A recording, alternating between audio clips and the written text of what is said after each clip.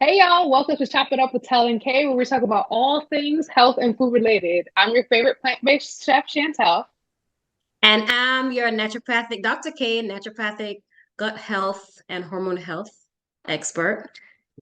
And on today's episode, we are talking about when healthy eating becomes unhealthy. But before we start that, I actually wanted to show you some things that I found, which is the top 10 trends of 2024 in terms of food. Sorry. So the first one that I have is about economical eating. So, according to the USDA, food prices are expected to increase by 1.2%, and going out to eat costs are expected to rise by 5%, making cooking at home a little bit more cost effective this year. What do you think about that? Cost is already high as it is. And It I is. mean, personally for me, sometimes it can be it depends on your situation, right? Because like in my case, sometimes eating out actually works cheaper for me than cooking. Mhm. So you have to look at, okay, maybe what's healthier for me, what's more, what's Yeah. less processed, what's healthier. Because at least when you cook your own food, not that you're only saving some money, but you also know what's in your food, right? So it depends on how you look at it. But there's rising cost everywhere we go in terms from, raw goods like produce to everything. Mhm. So wherever it goes up, it's gonna go up in the restaurants as well. So I mean, it's like we can't win, right? We don't know what we just gotta make do. I mean, I would say the best thing to do is also beans, maybe cook a lot like little beans or like root vegetables, which are tend to be on a lower end of things, you know. And then a good way to save money too is to buy things that don't have to be organic, that can still be clean, that don't have to be organic, like fruits and vegetables with their skin outside, and then the things that you absolutely have to get organic, then you get those things. So that's where you can also save some money on, getting your foods. Yeah.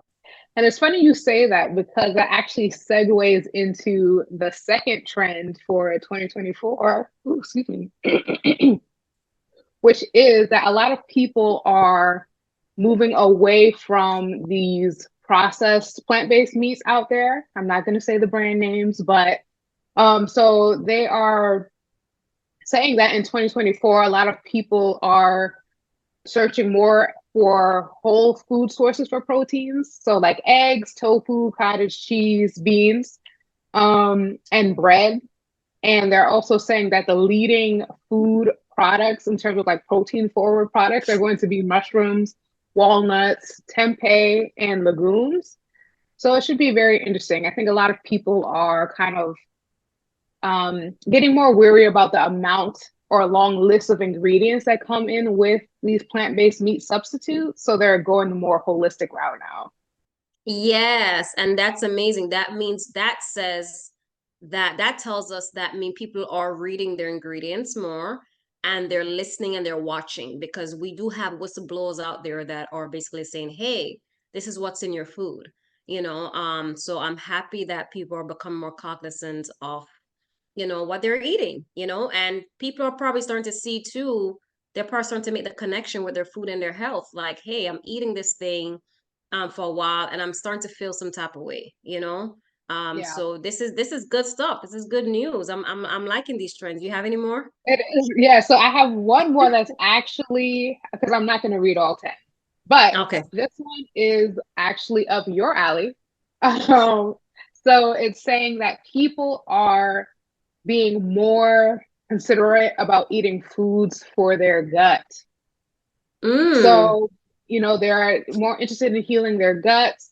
And, as as a, naturopathic doctor, that things like, yogurt, kefir, kimchi, sauerkraut, fermented cheeses, and stuff like that are considered, probiotics and good for your gut. Right.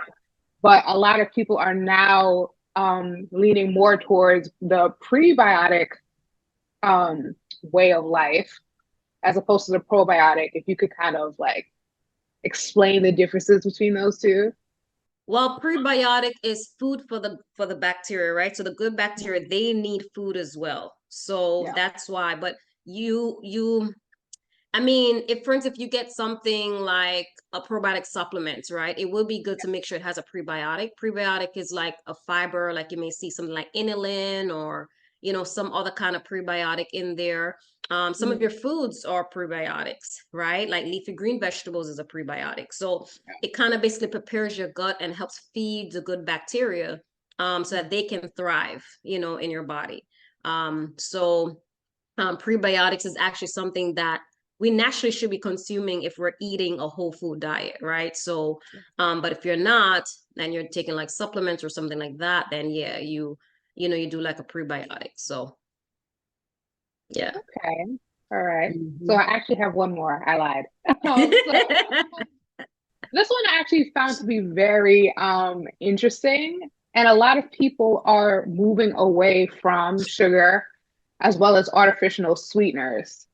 So a lot of people are, giving up their Diet Coke. They're not putting in the pink and yellow sugar alternative packets into Oh, their beverages anymore, because of the potential carcinogens or, the cancer causing properties of them.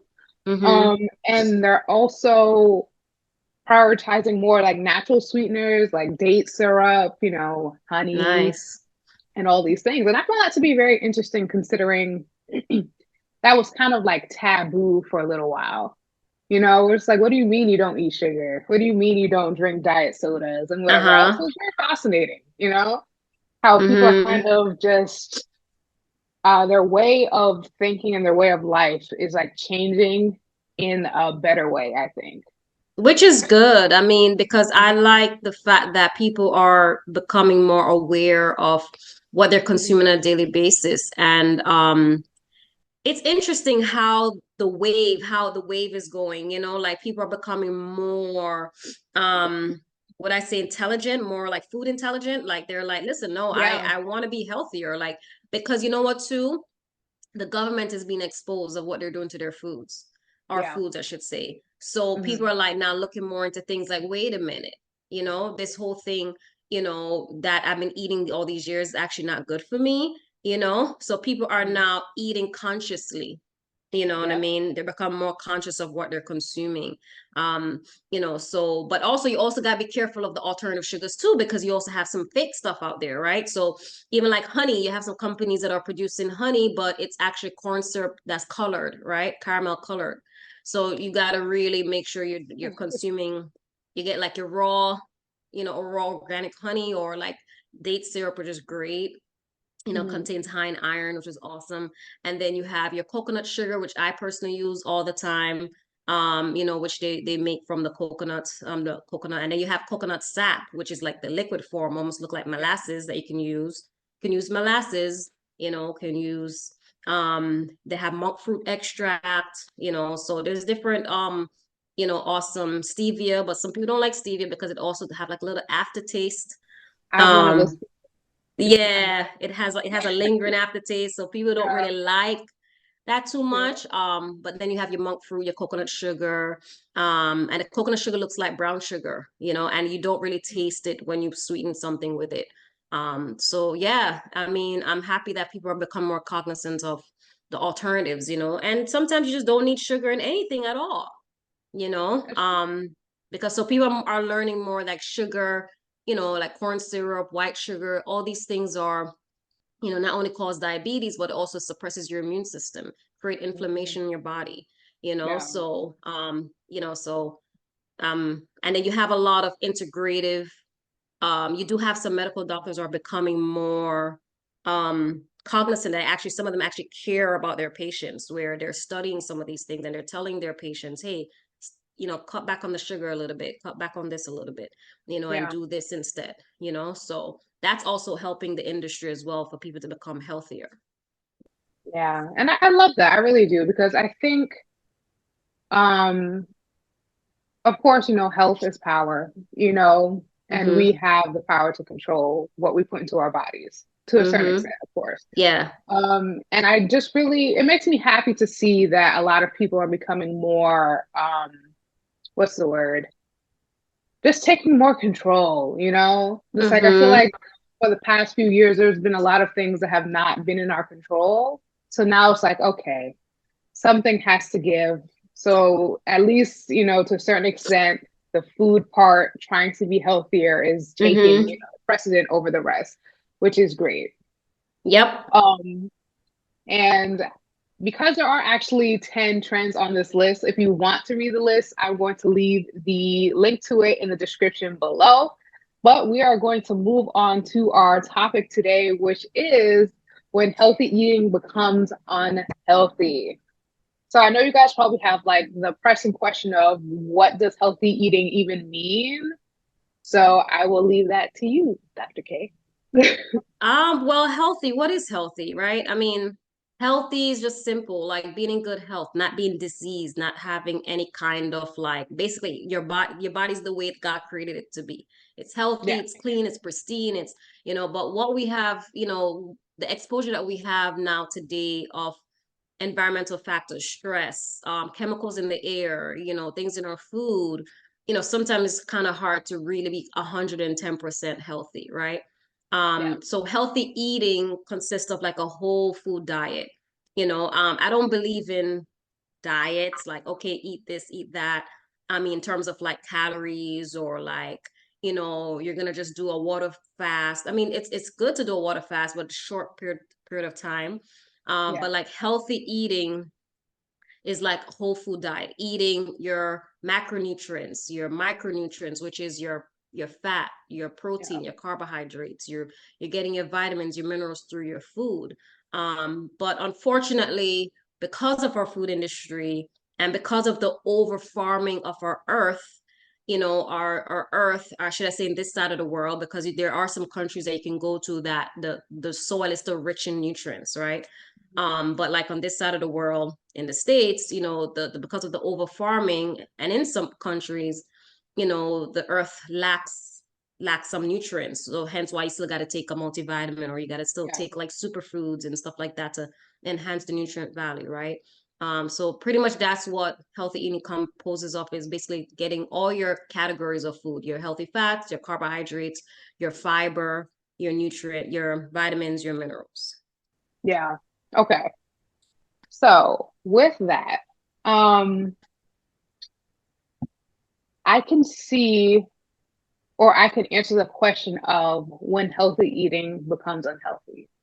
So, in this world where a lot of people are, trying to lose weight, they're exercising more and whatever else, and they're starting to omit certain food groups that are necessary for our bodies to thrive, like carbohydrates or fats, because they're afraid that the fats in our food is going to make us fat.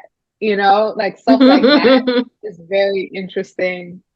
And it's kind of like unfortunate in a way, because I will say that I have been one of those people at one point, you know. I'm on my own personal weight loss journey, so I've tried it all. I've done juice cleanses, I've done intermittent fasting, I've done all these things. And I've come to a point where I just gave it all up. And I said, you know what? This is not healthy for me mentally to be so stringent on how I eat. So like um yeah, not giving myself much variety with what I eat and all the stuff just for hmm the sake of losing weight, because that could, hmm mess up all that you were trying to achieve to begin with. Right, Oh, right, right. um, and it's just very interesting because I could even say I've done calorie counting, you know, I've used an app for that. And at one point, because with this particular app, it gives you like your daily calories, in a numerical form. And I found myself eating significantly less than that, say like 2,000 calories for the day, and eating hmm significantly less than that, thinking that I was doing better for myself because I'm not hitting that target goal. So it must be good because it's less. So that means I'm burning more calories when I work out and whatever else. But it was not good for me mentally or physically. Yeah, no, because when you go below the calorie count of what your body, because everyone is different, right? I mean, according to standard, okay, men that weighs this amount, should be eating this amount of calories. A woman who, I Yeah. mean, everyone is different, depends on your stature, your body makeup, your DNA, it's different for everyone. Yeah. And if when someone goes into eating less than, certain amount of calories, then you're starving yourself. Your body goes Yeah. to starvation. So a lot of times when we say, okay, we're not eating, you're thinking, oh, I'm gonna lose weight. No, you're actually slowing down your metabolism doing that, right? Yeah. You slow down your metabolism because what happens is that your body now holds on to whatever calories it got, you know what I mean? Mhm. Whatever last meal you just ate or 2 days ago or a day ago, whatever, it's holding on to that to feed itself and take the energy from it. So that because food gives us energy. And that's part of, healthy eating is making sure your food provides energy. You know what I mean? And like they call it the vital force. So that's why they have something called living foods versus dead foods, you Yeah. know, because you want to make sure if once you're eating a whole food diet, there's no need to count calories. You know what I mean? If you're eating, you're getting your good fats, your carbohydrates, your protein, your fiber, you don't need to be counting calories. You get what I'm saying? So, Yeah. and healthy fats is pretty much things like avocados, nuts, nut butter, seeds, olive oil, extra virgin olive oil, coconut oil, like those type of things are your healthy fats, not, McDonald's French fries, that's been fried in whatever special oil they got, peanut oil or these different things. No, I think it's beef right? oil. Because, right, Beef. you know what I mean? No Yeah. shade of McDonald's, but I'm just saying, like, just to give an example that, it's because your fats are important, right? Your body needs fats. Yeah.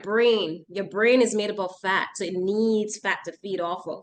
You get what I'm saying? Yeah. Your nervous system, what shields your nervous system, needs fat for it to get, to function. So your body needs fat, healthy fats, but not what I should say, trans fat. Trans fat is what saturated fat versus unsaturated fat. So saturated fats is like your processed fats, like your fast foods and all this other stuff. And your unsaturated is basically your healthy fats, like the avocados and all these things, right? So those things are good for your arteries. So healthy fats are not going to cause high cholesterol. And actually your body needs cholesterol. I mean, your body needs it. You're just that, of course it has to be, there's a measurement to do blood work where you do your Yeah. LDL and your HDL and your triglycerides and this and that. And yes, it has to be by a certain marker, Yeah. but once you're doing healthy, you're good to go. You know what I mean? So, and also your fats also are connected to your blood sugar as well. Your body talks to each other. Your body's like a network. They Mm. connect with each other. So sometimes, you having high cholesterol may not be based on your fats. It may be based on your blood sugar. You know what I'm saying? So, Interesting. it's when it comes back to calorie counting, that's not something I promote at all. I usually only do like calories only if I'm doing like a weight loss program. And even that is very minute because I always just teach about eating certain foods Yeah. to lose weight. You know what I mean? Not calorie counting. I don't really believe too much in calorie counting. I believe in eating whole foods, eating all your categories, and you'll be fine.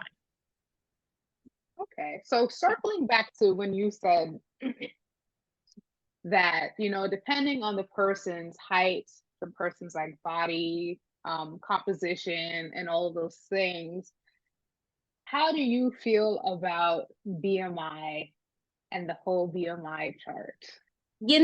BMI stands for body mass index for those who don't know. Yeah. Um, it's something that was formulated by a mathematician. He wasn't even a doctor or in a health field or nothing, right? Hmm. It's actually was formulated by, I forgot the guy's name. I think Adolphe Quetelet or something like that. And Yeah. it was initially called the Quetelet formula, right? And then they changed it to BMI. And it basically he was doing some research and collecting information from men, from women, their heights, weights, and all that stuff. So then that's how now it kind of segued into the medical field of like, oh, let's use this as a determining factor if someone is obese or overweight or something like that. But I don't agree with it because again, like for my height, my weight, no, for my height and my age, technically I'm supposed to be like 120 or something. I'll be like this, like I don't Yeah. want to look like that. I actually, I love my curves and I love my Yeah. thickness. You know I what I'm hear saying? that. It comes down to being healthy. You know what I'm Yeah. saying? Not being, a BMI, according to the medical, like, yes. I just had someone reach out to me yesterday, actually, Yeah. from Ivory Coast. And she was saying to me, she's like, "Oh, I went to my doctor and he says I'm overweight. I need to lose 20 pounds." I was like, okay. I was like, it's doable. We can do it. But I'm Yeah. sure he went by her BMI, he went by her height, her Yeah. age, and I'm like, okay, you know what, we can do it, I can help you, we can do this. Let's give it 3 months, you can lose 20 pounds healthy, just Yeah. cut out certain things, right? Hmm. So I mean, the BMI stuff, I really try not to go by that too much. It can give you a guideline, Yeah. just to give you an idea, but I wouldn't say use that as a definitive marker for how healthy you are.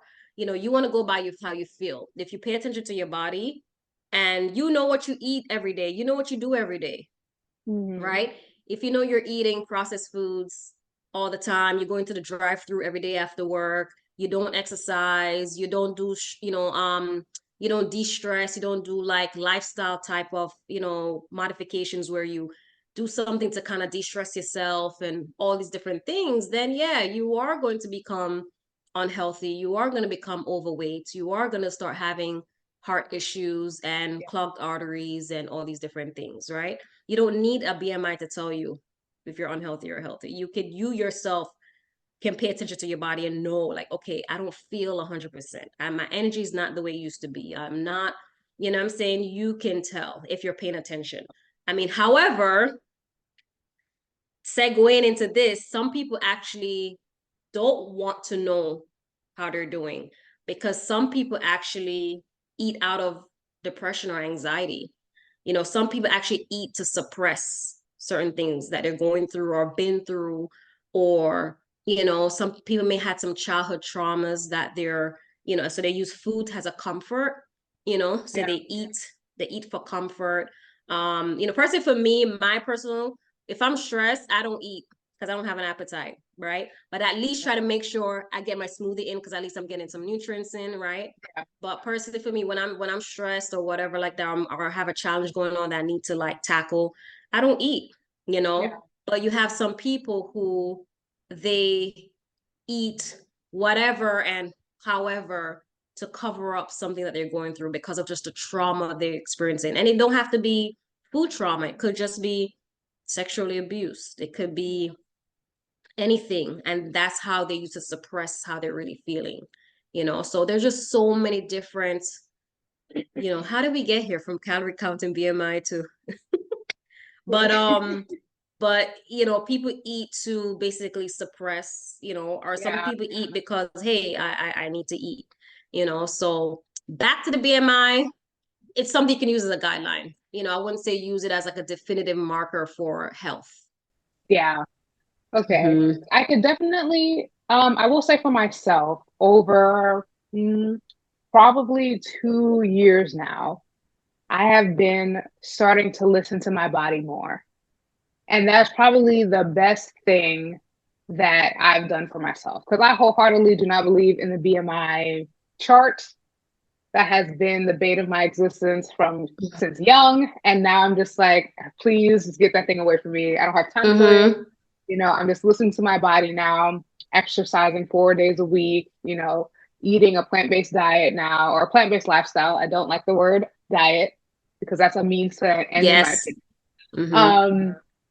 And there is a lot of power in listening to your body. Yes. When your body is tired, listen, go to sleep, take a nap, Yes. or stop whatever you are doing that is, outside of like work and stuff that is causing you to feel fatigued. Or Mm-hmm. say, if you're feeling hunger, eat, don't ignore it because at that point, if you're feeling hunger pains and whatever else, that means you have waited too long to eat your next meal. Now your Yeah. body is starving, and that's a problem. It's not good. Or if you do eat something and you bloat, your body doesn't like it. Ignore it. Mm-hmm. Take it out of Yes. your diet. Like that's it. Just Yes. Yep. you stop, slow down, and listen. Your body will tell you all that you need to know. Yep. Mm-hmm. And that's why I love what you just said, because even if your body's not hungry, put yourself on a time schedule. Yep. Time yourself. Like, hey, you know what? I'm waking up in the morning, let me do my smoothie, or let me have some oatmeal with some berries. Then, okay, it's Yeah. lunchtime, 1 o'clock. Okay, let me have something small. It could just be a fruit bowl, or it could be, something small. Okay, dinner. If you know your person that your appetite is not 100%, that's also an indication of some kind of hormone imbalance, because you do have hormones that control your hunger, right? And when you're full, that tells you that's leptin and ghrelin. Basically, they're hormones that your body that controls hunger and controls all these things. So, you put yourself on a time schedule and say, hey, let me eat this time, let me do this, and whether you're hungry or not. So I love Yeah. what you just said. Like, if you're hungry, eat. If you feel tired, rest. If what I'm saying, if you feel fatigued, rest. It's okay to rest, because sometimes people beat up themselves on, like, oh, if I sleep or if I do this, I'm gonna miss out on this. I'm not gonna get this done. But no, it's okay to take a nap. It's okay to take 30 minutes of nap. It's okay to, you know what I mean, to slow down and enjoy the process. So, Yeah. I yeah. agree. I was guilty of being one of those people where I was rewarding myself or thinking like, oh no, you don't deserve to rest yet because you didn't Mm-hmm. accomplish a certain thing. And that's also not good. Yeah. Um, and I trained myself to do the time eating too. So I eat at 10, 2, and 6. Oh, And nice. at this point, because I've been doing it so long, it literally is like on the hour at this point. And it's very interesting because I could be like, I don't know, running the streets, doing whatever. And then I'm just like, oh, I'm feeling hungry. It must be close to 2 o'clock. And I look at my watch and it's like 1:56 or something like that. Yeah. So it's very interesting how you could retrain yourself Mm-hmm. to benefit yourself more, But you how do know? you do that? Like, if you're traveling, like you go on vacation, or like you're out and about on the road, like how are you able to still stick to your time for eating, Um, or? for the most part, yes. But I Okay. also always walk around with some kind of snack in my bag and water. So if Yes. like I don't, so it's usually cashews. Mhm. And so if I'm not in a place where I could eat right away or whatever, I will just have that snack and then just wait for whatever reason. But most times I listen to my hunger cues, so I will go and find food. Like I'm not gonna Yeah. wait for whoever I'm with and whatever else. It's like, nope. Like I know my body. Mm-hmm. I cannot go into starvation mode. I need to go eat and that's it. And Mm-hmm. I think with like working out so often now too, that has like heightened. So I don't even have the option anymore to kind of just like surpass or ignore the hunger cues Mm-hmm. now. So it's like, okay, But you're using let's up get you're to using up it. more energy. So Yeah. yeah, so you need to eat. I love also that's like you brought up a very good point too. When you travel or when you go out, always Mhm. pack snacks with you, because then when you go out and what if you go somewhere there's nowhere to buy food, or there's nowhere to get Exactly. something, or like you're on a flight or something and it's delayed and you're stuck on the plane, like what are you gonna do? You know what I mean? Mhm. And they don't give snacks on the plane, or sometimes not healthy, or you brought up Yeah. a good point, which is pack something. And nuts is usually the best thing to pack. But if someone is allergic to nuts, they could do seeds, or they could pack like a dried fruit, or Mhm. they could pack like a healthy chips, like cassava chips or like a plantain chips or something like that, in their bag, like a small, or put in a Ziploc or something like that. So that's an awesome point that you brought up as well. Yeah. And it's almost like in adulthood, we're reverting back to childhood practices, if that makes sense. So you Mm-hmm. had your snack time, you had a little snack in the bag for when you're out and you're hungry. Your Mm-hmm. parent had it ready for you so that you're not just Yeah. starving and waiting for your next meal. It's like, no. Yeah. And That's a then good way to you put it. I had love that. the set times for you to eat. Mm-hmm. Had that in childhood. A Yes. bedtime. I have a bedtime. At a certain, usually at 11 o'clock, I'm in bed. There's no, like, my phone switches off to sleep mode, I'm working and then on I'm in that. bed. I'm working on that. I'm working on that. So I'm trying to like go to Yeah. bed by a certain time, be up by a certain time, because I notice when I do that, I become more productive, and Yep. also my brain works better, have more energy. You know what I mean? So I'm really working on that as well to make sure I go to bed by a certain time. Still working on it. Haven't gotten it perfect yet, but yeah, You're working on it. definitely. Yeah, Yeah. definitely. Yeah. And I think a lot of people don't realize the importance of that in terms of healthy eating and all. Like it's not just the food you put in your mouth, you know? You have Mm-hmm. to have a proper sleep schedule. You have to drink water, you know? Yes. For some, you have to take vitamin supplements. There's no excuse. Take them, Yes. you know? Yes. And all these things. So this makes up like how you feel, and how your health is and Mm-hmm. whatever else. So it's and just briefly circling back to when you said that people do like emotionally eat and stuff like that. I think a lot of people don't know that there is a psychological thing with that, you know? Mm-hmm. They just think, oh, well, I like food, so whatever else. So you even have to unpack that part of you, Mm-hmm. and maybe seek out therapy, to really unpack why you do the things that you do surrounding Yes. food. Mm-hmm. And it's a lot, but it's very beneficial at the same time once you get like into the routine of it. Yes. Mm-hmm. Yep. So it's like, I don't know, just beneficial all around. Yeah, yeah. I definitely think that's something we could dig into on one of our other episodes is, food trauma, food therapy. Because people do Mhm. experience that and people do struggle with that. People do struggle with food, It's true. especially when you come into like the weight loss industry. It shows up a lot more in that area because people Yeah. struggle with food. They can't help Mhm. themselves. They're like, no, I gotta eat this thing, I gotta have this thing, but Yep. why? So yeah, I mean it exists, food trauma exists and psychological challenges with food does exist. So Yep. that's It yeah. So that's we definitely. have a lot of to unravel. It's like an Yeah, to onion. So we unpack have with so that. much. Yes, yes, yes, Yeah, yes. we definitely should talk about that. But that is all the time that we have for today. So thank you guys for chopping it up with us. I hope you enjoyed this episode. And don't forget to like, comment, and subscribe. And we will see you guys in the next episode.